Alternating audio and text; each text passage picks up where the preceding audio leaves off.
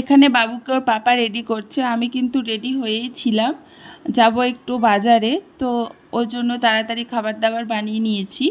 আসলে মাথাতে অনেকগুলো কাজ আছে, বিশেষ করে আমার অনেকগুলো নতুন কুর্তি আছে যেগুলো ফিটিংস নেই বলে পরতে পারছি না। তো ডিউটি থেকে আসার পরে কিছু খাইনি বলে বললো যে প্রথমে কিছু খাবো তারপরে যাব। আমি বলছিলাম যে হয়তো লেট হয়ে যাবে, হয়তো বন্ধ করে দিতে পারে। তো বললো যে না, হবে না, এমন কিছু রাত হয়নি। তো এখান থেকেও একটা খেয়েছিল পনির শর্মা রোল।